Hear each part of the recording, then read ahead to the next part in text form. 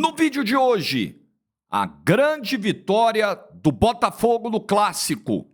A pressão em cima de Tite só aumenta. É hashtag fora Tite?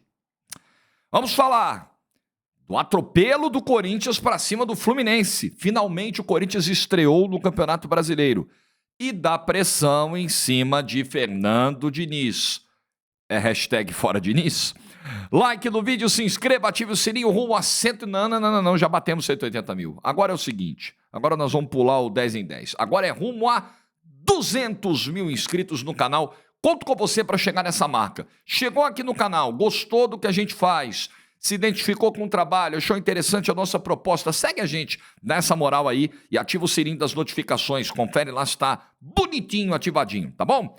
Hoje, São Paulo e Palmeiras, dia de jogo grande, clássico pelo Brasileirão e, na boa, o rei dos empates hoje vai fugir dessa. Vou colocar a vitória do São Paulo num ousado palpite para o jogo de hoje. Vai lá no site do Aposta Ganha, faz a sua fezinha, joga com responsabilidade. Você que tem mais de 18 anos, vai ter odd suprema para esse jogo, claro.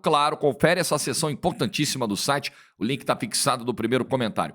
Hoje também, antes do clássico, eu e a Paola vamos fazer uma live e eu estou convidando você a participar dessa live. Nós vamos falar hoje sobre vendas online. É possível destravar esse processo? Pô, eu não sei como faz para anunciar um produto, eu não quero colocar minha cara, eu não sei criar conteúdo, eu não sei fazer arte, eu não sei, vai ser uma porcaria. Calma, nós vamos te ajudar mostrando estratégias. É possível fazer tudo isso sem criar conteúdo, sem aparecer na internet. É uma live onde a Paola vai compartilhar os resultados dela, as experiências dela. É uma aula aberta para a galera. Eu vou estar lá participando para levar para o meu público também. Tem interesse?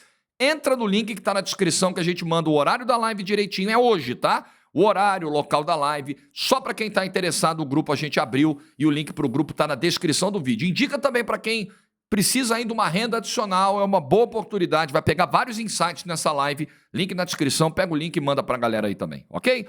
Recados dados, vamos para o vídeo de hoje. E eu vou começar, vou na ordem cronológica dos jogos. Vou começar com o clássico da manhã de domingo no Maracanã. O Arthur Jorge conseguiu a 4ª vitória seguida no Botafogo. O Arthur Jorge conseguiu recuperar emocionalmente uma equipe ainda muito baqueada, com alguns jogadores ainda daquele fiasco de 2023. O Arthur Jorge conseguiu, em pouco tempo, dar uma cara a esse time, implementar uma formação diferente. Já na estreia lá contra a LDU em Quito, ele coloca em campo a formação com 4 atacantes, o time tomou um gol cedo, acaba perdendo o jogo, e muita gente, nossa, vai tomar uma goleada, nossa, que loucura, 4 atacantes. O Arthur Jorge já chegou, olhou o elenco, falou, eu quero jogar desse jeito. E investiu todo o seu tempo de preparação nisso. E arriscou resultados para colocar essa filosofia em funcionamento. E aconteceu. E o time foi melhorando a cada jogo. E hoje você tem uma equipe que já vai dando mostras de que sabe o que quer em campo. Tá bom, a gente vai jogar assim, nos 4 atacantes, a gente vai jogar com os pontas, a gente vai jogar com os passes que quebram a marcação adversária, a velocidade do Júnior Santos, a infiltração, a gente vai jogar assim, é isso. O Arthur Jorge também chegou e estancou uma sangria da defesa do Botafogo.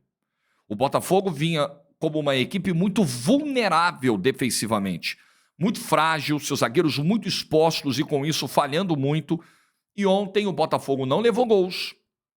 Contra o Atlético Goianiense, na primeira vitória dessa série de 4 seguidas, o Botafogo não foi vazado. Contra o Juventude, o Botafogo só é vazado depois que o jogo está 5-0. Contra o Universitário, o Botafogo só toma um gol depois do jogo já está vencido por 3-0. Então, defensivamente, o time melhorou muito, a ponto de ontem não levar uma única finalização no alvo do Flamengo em 90 minutos. Não estamos falando de um adversário qualquer. Estamos falando do Flamengo, com o seu poderio econômico, com a força do seu elenco, com a qualidade técnica dos jogadores que tem e jogando dentro do Maracanã. Então veja que em pouco tempo o Arthur Jorge pegou um elenco que sim, é qualificado, sim, é um bom de bom para ótimo elenco montado dentro do que é possível fazer hoje, dentro da concorrência do futebol brasileiro, o Botafogo com o Arthur Jorge respondeu rápido. A prova de que o Botafogo perdeu tempo desde a saída do Thiago Nunes com o técnico interino. A prova de que o Botafogo arriscou muito uma vaga na Libertadores com o técnico interino na pré. Não fosse o Júnior Santos iluminado, o que seria do confronto, por exemplo, contra o Red Bull Bragantino? Muito provavelmente, porque o Red Bull Bragantino também fez um início de temporada terrível, o confronto se arrastaria até os pênaltis. E aí, meu amigo, nos pênaltis pode acontecer um monte de coisa. Mas, enfim, a realidade é que a chegada do Arthur Jorge fez o Botafogo ter uma outra perspectiva. O que foi o jogo ontem? Vamos lá. Primeiro tempo do jogo ontem, o Botafogo começa ali com 2 chegadas aos 9 minutos, antes dos 10, 2 chegadas não tão bem sucedidas, uma com o Júnior Santos, outra com o Luiz Henrique, e a partir daí o Botafogo perde totalmente o domínio territorial, começa a perder o duelo de meio campo, com o meio campo mais povoado, mais preenchido pelo Flamengo e com uma marcação mais encaixada, e aí o Botafogo passa a sofrer, mas não é que o Botafogo é bombardeado. O Botafogo vê o Flamengo explorar muito o lado mais frágil da sua defesa, o lado do Hugo, que defensivamente é um jogador menos equilibrado do que é o Damian pela direita. Já o Bruno Henrique, que caiu do lado do Damian Soares, não andou no jogo. E aí o Botafogo se lembrou de um fantasma da última vez que enfrentou o Bruno Henrique no Brasileiro, que foi o clássico do Nilton Santos do ano passado, e que ele deitou pelo lado esquerdo, deitou o lado direito da defesa do Botafogo. Ontem não. Pô, o Bruno Lage botou o Segovinha para fazer dobra de marcação com o Bruno Henrique. O Segovinha! Não ia dar certo. Então ontem o Botafogo segurou o Bruno Henrique, mas teve dificuldades pelo lado esquerdo com o Luiz Araújo. Mas ok.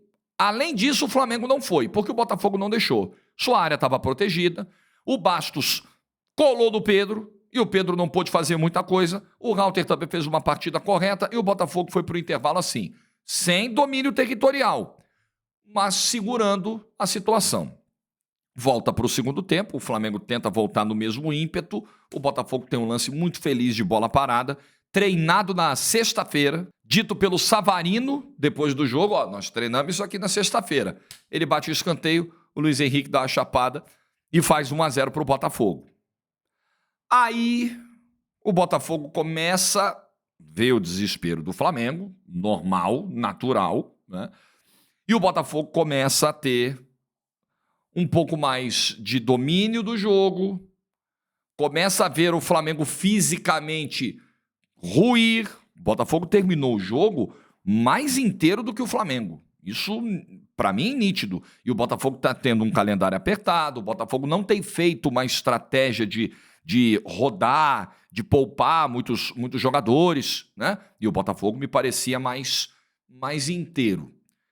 E aí, a pressão do Flamengo não vai surtindo efeito, jogadores importantes vão saindo, como o Arrascaeta, que parece ter sentido. O Botafogo tem entradas que são importantes em campo, Tietê entra em campo, Jefinho entra em campo, perde um gol cara a cara com o Rossi, tem um pouco dos dois ali, tem o mérito do Rossi, mas eu acho que tem uma imprecisão, uma execução não tão perfeita do Jefinho, né? E ali o Botafogo correu o risco ali de numa fatalidade no final do jogo, tomar um empate, perdeu a chance de matar cedo, mas o Botafogo financeiramente também, né? Ao que tudo indica também, sólido. Mas defensivamente, o Botafogo foi sólido.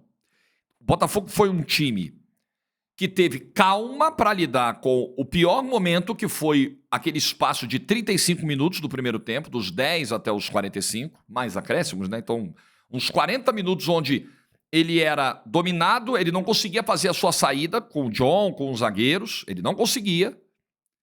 Então ele teve paciência, ele resistiu, ele manteve o seu plano de jogo, ele manteve a sua solidez defensiva até o intervalo. Voltou, fez um gol cedo no lance de bola parada, e bola parada decide jogo, claro que decide, cada vez mais decide no futebol. E aí mostrou no segundo tempo que existe também repertório do meio para frente. Um ataque com 4 peças, um ataque que teve que jogar sem centroavante ontem, e na Libertadores, porque o Tiquinho saiu muito cedo contra o Universitário e o Eduardo tendo que fazer essa função. Um Botafogo que vai mostrando que a proposta é ter transição rápida, porque eu vi muita gente fazendo a leitura, né? Poxa, o Botafogo está mostrando que ele vai ser um time que vai ficar menos com a bola, que ele vai ser menos agressivo. Depende. Depende do que o jogo vai pedir, porque contra o Universitário, 70% de posse de bola. Foi diferente. E 11 finalizações, se não me engano, 11 ou 13 finalizações. Contra o Juventude, um jogo muito parecido com o jogo do Universitário. Ontem a proposta era outra, porque ontem o nível do adversário era outro, o jogo era fora de casa, a postura do adversário seria diferente, né? Não dá pra gente comparar Universitário e Flamengo. E o Botafogo não jogou da mesma forma essas duas partidas. Então, quando a gente fala, poxa, o Botafogo está mostrando repertório com transição rápida, com jogada individual, sim, o Botafogo está mostrando repertório e mostrou repertório para 2 cenários completamente diferentes de jogo num espaço de 4 dias. Então é muito legal a gente ver o Botafogo em franca evolução, notória evolução nas mãos do Arthur Jorge. O que vai dar isso? Ninguém sabe. Vai se classificar na Libertadores? Não sei, o panorama ainda é muito difícil. Vai ter fôlego para liderar o Brasileiro até o final? Sei lá. Mas evolução você enxerga. Olhar o elenco, olhar o investimento que o Botafogo fez, os jogadores que o Botafogo trouxe, e entender que a coisa ainda estava muito longe de um início de evolução, era o que preocupava o torcedor do Botafogo. O torcedor do Botafogo olhava para a zaga e falava, caramba, nós vamos ter que contratar uma zaga inteira nova.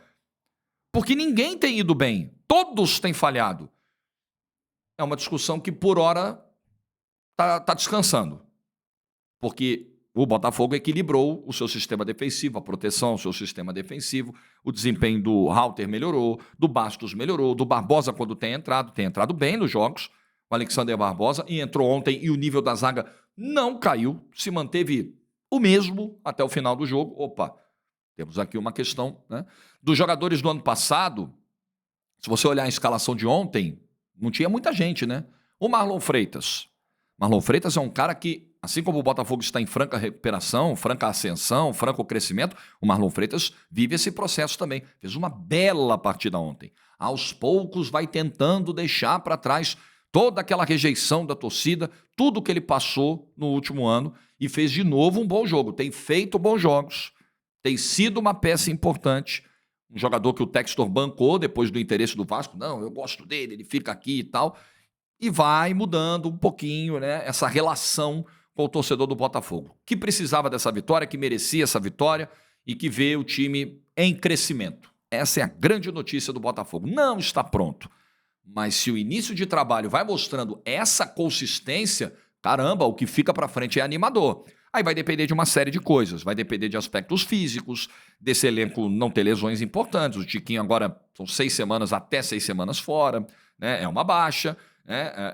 Aí tem um pouquinho de outros fatores que muitas vezes estão no controle da comissão técnica, outras vezes até fogem um pouquinho. A questão emocional, como o Botafogo vai lidar esse ano quando uma fase ruim acontecer de novo, quando uma sequência de resultados não aparecer, como é que ele vai reagir para não perder, né, o seu foco no que interessa, para não perder a sua motivação, aí é para frente. Mas algumas lições do ano passado eu acho que podem ser muito valiosas para esse ano, mesmo não sendo a mesma comissão técnica e não sendo basicamente o mesmo grupo. Bom, vamos falar do Flamengo aqui. Contra o Bolívar, eu peguei a lista aqui. O Flamengo poupou, o Flamengo não levou para a viagem alguns titulares importantes. Então vamos lá, ó. Ayrton Lucas, Arrascaeta, Pulgar, Varela e Pedro. Esses 5 não jogaram em La Paz e aí já era um sinal de que estariam em campo desde o início contra o Botafogo ontem. Se você olhar dos 5 aí, quem é que você pode destacar que fez uma boa partida? Pulgar, talvez, que saiu no intervalo e que foi muito importante para o encaixe de marcação contra o Botafogo no meio-campo. Ali o Flamengo ganhou o duelo territorial no meio-campo. Ele não ganhou o jogo, ele não conseguiu uma finalização no gol, mas ele teve o duelo territorial vencido com o seu meio-campo, com a marcação encaixada. Muito com o Pulgar, porque quando entra o Alan no segundo tempo, essa marcação desencaixa. Você vai ver o lance do escanteio, que deu o gol para o Botafogo, não tem ninguém na sobra. E o Luiz Henrique dá a chapada e faz o gol. É uma marcação que desencaixou. Se você for olhar os demais, Pedro ontem não apareceu. O Bastos ontem, o sistema defensivo do Botafogo ontem, anulou as possibilidades de jogo do Pedro, de chegada de bola ao Pedro, de municiamento ao Pedro. O Arrascaeta não foi bem e saiu com problema físico no segundo tempo. Teve uma atuação razoável, dá para dizer, né? O Arrascaeta não jogou em La Paz e jogou o jogo inteiro contra o Palmeiras no Allianz. Então, nessa preocupação que a comissão técnica tem de fazer essa gestão de minutagem do seu elenco. Então, o Flamengo ontem, não dá para dizer que o Flamengo jogou bem. Não, o Flamengo não jogou bem. Eu discordo muito da análise que eu ouvi, estava ouvindo o jogo, e zapeando e mudando, TV, rádio, eu ouvi muita gente, alguns falando, poxa, o Flamengo amassou do primeiro tempo. Eu discordo. O Flamengo teve posse. O Flamengo teve domínio territorial. Estou usando essa expressão repetidamente para falar o que foi o primeiro tempo ontem. Só. O Flamengo não teve uma pressão sufocante. O Flamengo não teve aquela geração de volume. Não. O Flamengo teve a posse e o terreno de jogo. Só.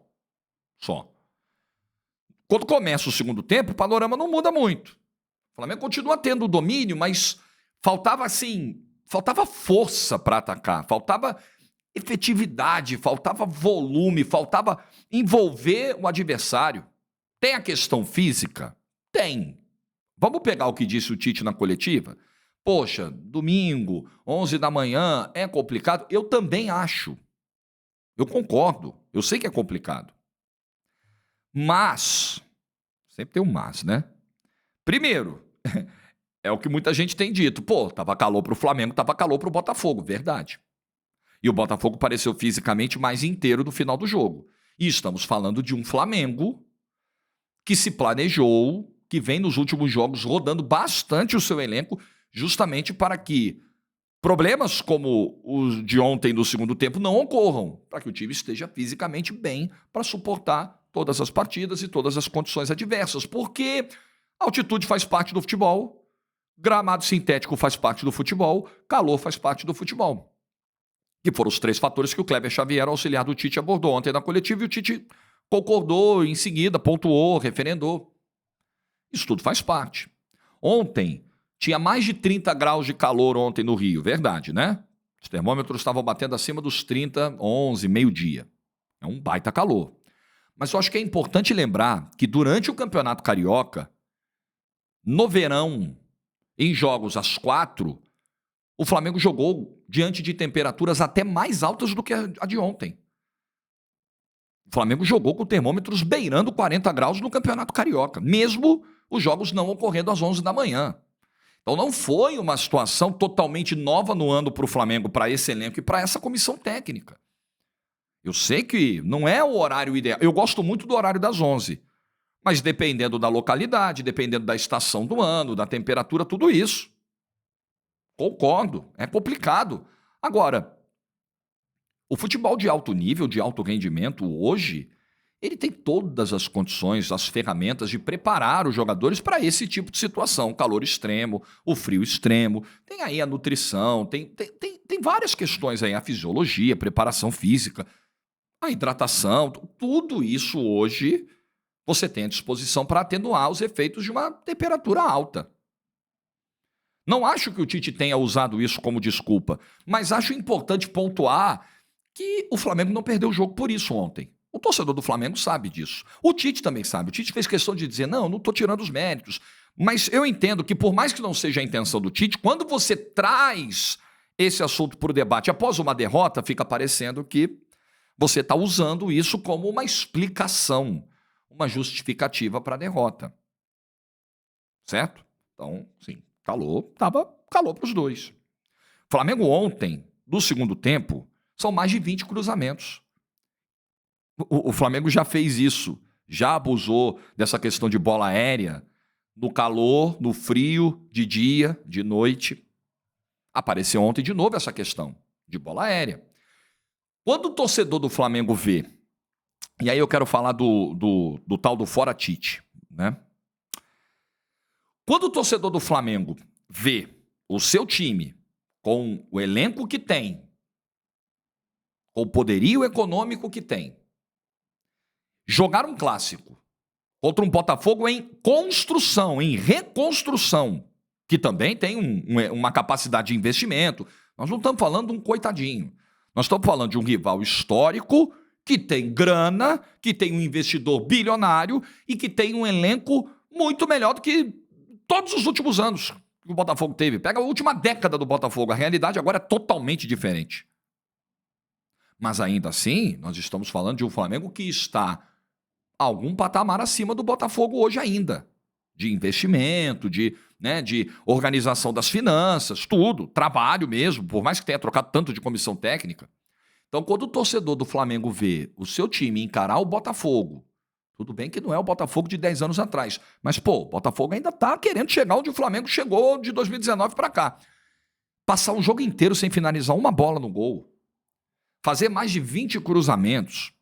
Quando o torcedor do Flamengo olha a trajetória do time dentro do Campeonato Brasileiro, onde ele faz um jogo problemático em Goiânia, para dizer o mínimo, onde ele faz 70 minutos muito bons contra o São Paulo, mas sofre no final do jogo, onde ele faz uma partida contra o Palmeiras ok, mas a gente tem que levar em consideração que ele não tinha força máxima no Allianz, e quando ele faz o jogo ruim, de regular para ruim que fez ontem, ele pensa, caramba, a gente podia estar jogando mais.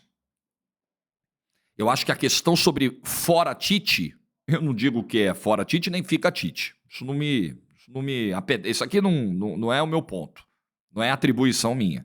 Agora, assim como alguns torcedores do Flamengo, eu também entendo que em maio, na virada de abril para maio, o Flamengo poderia... Não é uma questão... Percebam.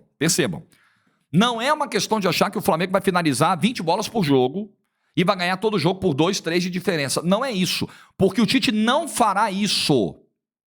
Esse ponto aqui é central, ok? Não é como o Tite monta suas equipes. Não é a maneira como os times do Tite atacam os seus adversários, constroem os seus resultados. Não é. Em termos de filosofia, eu não espero ver isso do Flamengo do Tite.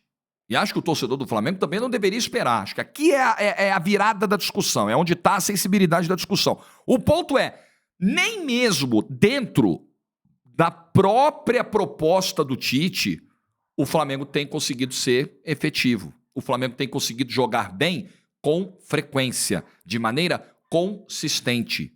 É aí que está a chave. Nem mesmo no modelo um pouco mais reativo, de você matar o jogo e tentar controlar o adversário na base da posse, com menos intensidade, nem assim. Nem na maneira Tite, o Flamengo tem conseguido bons resultados e consistência. É aí que está o ponto. E aí eu citei os 4 jogos do Brasileiro, eu posso citar os jogos da Libertadores também. A única boa atuação da Libertadores foi contra o Palestino. A altitude pesa, ok. A altitude de La Paz é terrível. Mas em Bogotá, que é uma altitude menor, o Flamengo faz um jogo péssimo. Num lance, entre aspas, de sorte, num bate e rebate, ele arruma um pênalti, faz 1-0, fica com um jogador a mais no mesmo lance, piora consideravelmente, ele despenca de produção com um jogador a mais, toma um empate e poderia ter tomado a virada do Milionários. Do Milionários, gente. O Milionários que não conseguiu ganhar do Palestino. O Milionários quase ganhou o jogo do Flamengo na primeira rodada. E aí eu vou bater de novo na tecla da questão física. Me parece que a gestão de minutos... E aí você vai juntando as peças, Porque saiu essa semana a informação de que o Tite foi comunicado pela diretoria do Flamengo que o Carioca era prioridade, era importante porque o Flamengo tinha perdido o Carioca nos últimos 2 anos. E aí você vê a quantidade de vezes em que o Flamengo jogou de maneira desnecessária com força máxima no Campeonato Carioca. Opa, tá aí a explicação.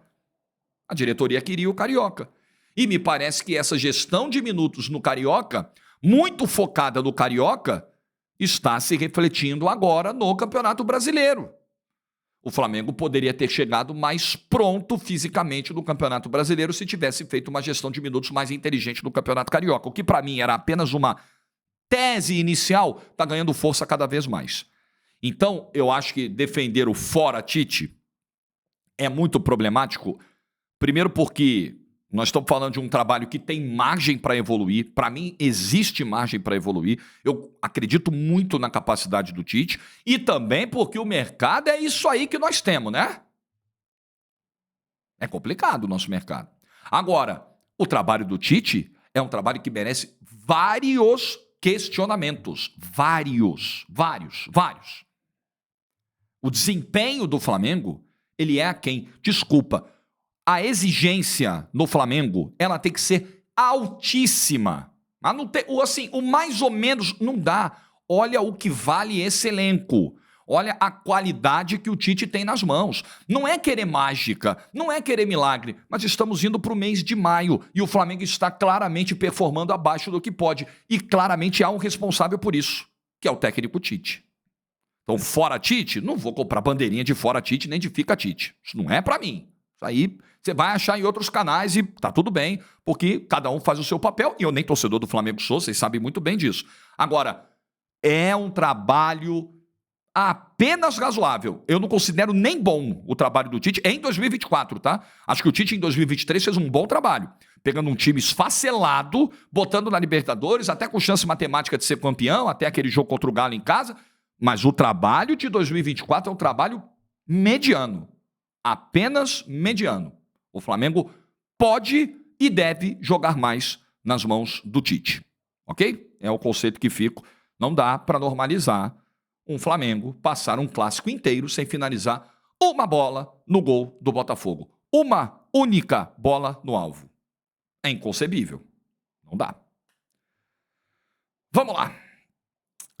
E a defesa, né? E a defesa. É a prova de que campeonato estadual distorce a análise e distorce muito. Então a defesa do Flamengo já tomou 7 gols agora, né? Com o Tite, nesses últimos jogos. Tomou gol do Atlético Goianiense, tomou gol do São Paulo, tomou 2 do Bolívar, tomou gol do Milionários, tomou 2 ontem do Botafogo. Do Campeonato Carioca, a defesa do Tite não toma gol. Campeonato Carioca é preciso usar muita cautela para analisar desempenho em campeonato estadual, principalmente em campeonato carioca. E bola aérea, desses 7 gols aí, se eu não errei na conta são 7, o Flamengo tomou 3 de bola aérea, tá? Que é outra questão para se resolver. Tem muito trabalho a fazer o Tite, viu? Muito trabalho, muito. A pressão é alta e eu acho que ela se justifica. Tem momentos que algumas torcidas fazem pressão sem sentido, tem rejeições meio que automáticas, um preconceito. Cara, a pressão em cima do Tite ela está baseada em fatos, na performance do time. Não tem nenhuma viagem aí na pressão que o torcedor do Flamengo faz. Às vezes pode ter uma pressão na forma, um exagero, mas no conteúdo, não acho. Não acho. Bom, vamos falar do Corinthians e do Fluminense aqui. O Corinthians deu um amasso no Fluminense ontem. Mais um amasso. Que cara, o que eu bato muito quando vejo equipes com dificuldades técnicas, com tetos técnicos relativamente baixos. E aí você vê, cara, tem uma maneira de você minimizar um pouco isso. Tem 2 maneiras, né? Com organização, você organizando o time em campo, você posicionando o time melhor em campo, você evitando espaços, você evitando riscos, você tentando ficar um pouco mais com a bola, você tentando neutralizar o teu adversário. Então, organização, compactação e transpiração é a outra maneira. E o Corinthians ontem mordeu a posse de bola do Fluminense. Importante lembrar que o Corinthians perdeu o Yuri Alberto no sábado, último treino antes do jogo, e o Pedro Henrique saiu no começo do jogo. Ele já estava com uma proteção ali na coxa, não sei se tem alguma coisa a ver, enfim, ele sentiu esse problema muscular e saiu logo cedo. E aí, cara, você tinha Romero, Wesley e Mosquito. E os 3 fizeram, como todo time, uma pressão incessante no campo de ataque. E o Fluminense não conseguia respirar. Então, toda vez que o Fluminense tentava sair, e às vezes até com um cano vindo de volante, e foi assim, inclusive, que saiu, né, o primeiro gol, a pressão do Corinthians era um negócio, assim, enlouquecedor. O Corinthians, o ritmo do jogo ontem em Itaquera, ele foi todo ditado pelo Corinthians, pela pressão dos seus jogadores a partir da saída de bola do Fluminense. E com isso, o Corinthians teve o que não teve nos outros jogos do Campeonato Brasileiro. volume de finalizações, chegadas ao gol adversário. Só para você ter uma ideia, eu estava vendo o GE fez esse levantamento hoje. Nos 3 primeiros jogos do campeonato, o Corinthians tinha finalizado 7 vezes. Só no jogo de ontem foram 13. No alvo, tá? No gol adversário. Então, só no jogo de ontem, se eu não me enganei aqui, na lembrança, o levantamento que o GE fez foi esse. Só no jogo de ontem, o Corinthians finalizou no gol adversário mais vezes do que nos 3 anteriores do Campeonato Brasileiro. Então, ontem vimos um Corinthians com pegada, com cara de Corinthians, fazendo valer o fator campo, com postura, com agressividade e com o Wesley tendo 3 finalizações, botando 2 para dentro. Uma grande tarde do garoto, uma tarde iluminada do garoto, e o que ele faz no primeiro gol com o Manuel e principalmente com o Felipe Melo é de dar dó. Aliás, o seu Felipe Melo, eu vou falar daqui a pouquinho da palhaçada, da babaquice, desculpa o termo pouco educado, que ele fez com o Bidon ali na comemoração do gol, tá? Vou chegar lá, Aliás, é o segundo, né? O gol que ele limpa o Manuel e o Felipe Melo, que o primeiro é o chute fora da área, né? Na pressão roubada de bola, ele bate fora da área do canto, e no segundo gol é que ele deixa a dupla de zaga do Fluminense na saudade. Então, tem o início do segundo tempo, o Corinthians volta na mesma pressão, mesma pegada, faz o gol do Kaká, sepulta ali qualquer chance do Fluminense vencer o jogo. Então, é um resultado que traz a paz que o Corinthians precisava, que retoma um pouco da confiança. Esse time não tinha feito, não é só que esse time finalizou apenas 2 vezes por jogo, em média, 2, alguma coisa nos 3 primeiros jogos do campeonato, no alvo. Esse time não tinha feito gol em 3 jogos do campeonato. Então você recupera um pouco da confiança, da autoestima. Você vê ali no Wesley, um talento que pode ajudar muito e que pode trazer pontos ao Corinthians, mas não dá para depender só dele.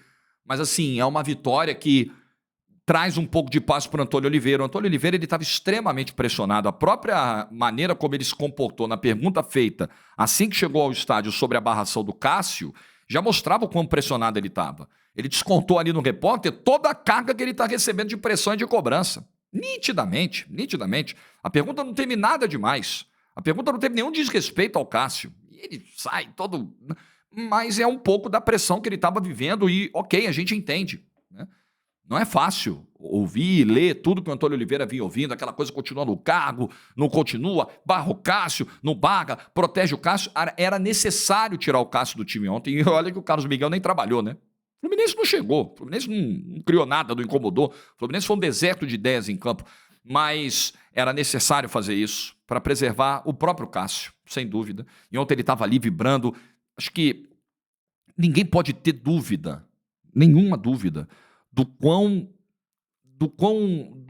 ídolo é o Cássio para esse clube, do que ele representa para o clube, de como ele gosta, se envolve, sente os momentos do clube. O Cássio é uma bandeira desse clube, gente. Então é o que eu disse aqui na semana passada. A gente pode defender a barração de qualquer jogador, mas entendendo que os casos que envolvem ídolos, eles são mais sensíveis. A maneira como se pede a saída de um ídolo, ela não pode ser igual a de qualquer outro jogador. Sim, existem diferenças. Os seres humanos são iguais na sua essência, mas eles são diferentes entre si. O Cássio, ele não é como qualquer outro jogador. O Cássio não pode ser execrado. O Cássio pode ser cobrado. O Cássio pode ser barrado. Jamais execrado. Ele é um ídolo. Ele é um dos maiores da história desse clube. Então, o jogo de ontem vai ter Copa do Brasil contra o América. Então, o time vai seguir em frente. O time mostra aí que o Antônio Oliveira não tem tantas, mas tem alternativas para tentar sair da situação em que se encontra. É um resultado para respirar. E o Fluminense? Ontem eu gostei muito da coletiva do Diniz, de verdade. Eu acho que a coletiva do Diniz ontem era algo que o torcedor do Fluminense estava precisando. O torcedor do Fluminense cobrava isso. O Diniz precisa fazer uma leitura real, honesta, clara do que está acontecendo com o time. O Fluminense passou um jogo inteiro contra um Corinthians extremamente pressionado, problemático, frágil hoje, tecnicamente e emocionalmente, sem chutar uma bola no gol adversário. É preciso que se desperte do Fluminense um senso de urgência, e esse senso de urgência, esse despertar, parte do seu treinador. Quando o treinador não admite esse problema nas entrevistas, e talvez não o faça no dia a dia, fica mais difícil desse time reagir. Então ontem, acabou Libertadores, acabou Recopa, o ano precisa começar. Ontem, finalmente, o Diniz, na coletiva, verbalizou tudo aquilo que a gente está vendo no ano de 2024. O que você acha, Jorge, que explica essa queda do Fluminense? Eu acho que tem vários fatores, tá? Eu acho que existe uma dificuldade natural de você manter a mesma rotação depois da maior conquista da história do teu clube. Meses depois. É complicado você remobilizar. Jorge, o jogador é profissional, ele deveria fazer isso de maneira automática. Mas ele não é máquina. Ele é profissional, mas ele é ser humano. Não é assim que as coisas funcionam. Deveriam ser? Ok, concordo com você. Mas não é assim. Tem também questões disciplinares hoje. Claro que tem. Porque a questão do John Kennedy, a questão do Alexander, tudo isso atrapalhou muito. Minha concentração está sendo tirada aqui, mas manterei o foco. Isso atrapalha, óbvio. Você teve aí uma situação interna que mexeu com todo mundo, que desagradou companheiros, que desagradou a comissão técnica, que gera impactos no campo. Que aí o André machucou no meio de semana do Paraguai, não tinha o Alexander lá. Você acaba perdendo alternativas também de elenco, mas tem que capacitar os caras, tem que punir os caras de algum jeito, né? E além dessas explicações, tem uma questão de desencaixe, de desequilíbrio, porque o Fluminense tinha um Nino como um dos pilares em 2023 e ele não está mais. O André era um outro pilar desse time e não vinha bem no ano e acabou de se machucar. O Arias era um dos pilares desse time e não vem bem em 2024. E aí a maneira muito característica de jogar do Fluminense, ela fica prejudicada quando você não tem esses três pilares. Ou quando não tem mais, ou quando não tem temporariamente, ou quando tem numa situação ruim, abaixo do que pode. O Fluminense vai precisar encontrar rapidamente uma nova maneira de jogar. E eu fico muito curioso para saber como o Fernando Diniz fará isso, porque é um técnico que costuma ser muito fiel às suas convicções. Mas convenhamos, você perder o teu zagueiro, um zagueiro jovem, Thiago Santos, o Diniz está tentando de tudo esse ano e não consegue chegar próximo do nível de defesa que ele tinha com o Nino. Thiago Santos, contratou Antônio Carlos, ele está tentando e não dá. Você perder teu melhor volante, que está machucado, aí o que te sobra?